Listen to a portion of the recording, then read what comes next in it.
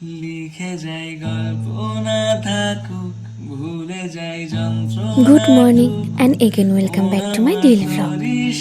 আমি আবারও চলে এসেছি নতুন একটা ভিডিও নিয়ে। স্বপ্ন দেশ দূরে যায়। তো এদিকে আমি ফ্রেশ হয়ে সোজা চলে এসেছি রান্নাঘরে, কারণ ঝটপট আমাকে রান্নাঘরে যা কাজ আছে সেগুলো সেরে ফেলতে হবে। আজকে আমরা যাব দিদির বাড়িতে, পকোর বার্থডে সেলিব্রেশন হবে, সের জন্যই এত তাড়াহুড়ো।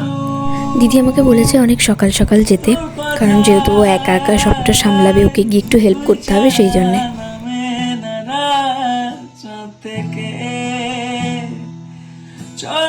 আমি এদিকে চটচড়ি দিয়ে যা রান্না করা যায় সেটাই করছিলাম, কারণ আমাকে তাড়াতাড়ি যেতে হবে।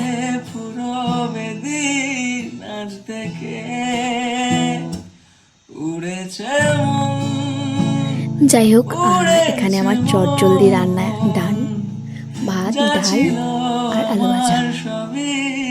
তারপরে স্নান সেরে সোজা চলে আসি পুজো দিতে, কারণ বাড়িতে আমার শাশুমা নেই, সেজন্য আমাকেই সবটা করতে হচ্ছিল। এদিকে আমার পুজো হয়ে গেছে, এবার খাওয়া দাওয়া করে রেডি হব। তো চলো, আমরা এদিকে রেডি হয়ে গেছি, এবার বেরোনো যাক। অলরেডি আমরা অনেকটা লেট করে ফেলেছি, আর দিদি 3-4বার ফোনও করে ফেলেছে। প্রথমে কথা ছিল যে আমি আগে যাব আর আমার হাজব্যান্ড পরে যাবে, কিন্তু ওর কাজগুলো সব হয়ে যায়, সেজন্য বললো যে চলো একসাথেই যাই। এদিকে আমরা দিদি বাড়িতে পৌঁছে গেছি, আর এসেই দেখি সব অ্যারেঞ্জমেন্ট চলছিল, আর দিদির নতুন ঘরে হবে হচ্ছে রান্না।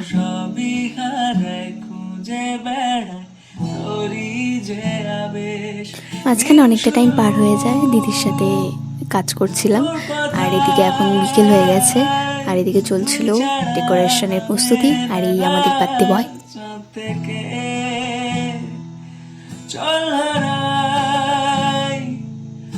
আর এদিকে দিদি একা হাতে সব রান্না করছিল, প্রায় 50-60 জনের রান্না দিদি একাই করেছে, আর প্রথমবার দিদি এরকম রান্না করছে। আর এটা হচ্ছে সন্ধ্যাবেলা, আর এটা হচ্ছে দিদি তারা মায়ের মন্দির। কি সুন্দর না মা তারার মুখখানা।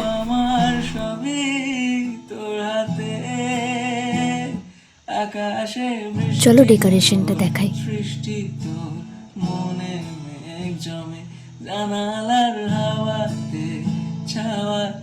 আর এই হলো আমি, রেডি হয়ে গেছি। কেমন লাগছে জানিও কিন্তু।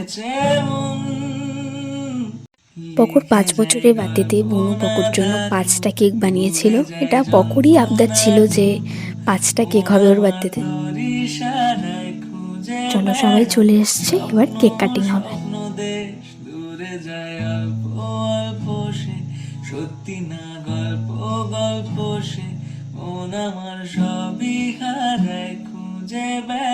বাইরে মুষলধারে বৃষ্টি হচ্ছিল, যার জন্য অনেকেই আসতে পারেনি।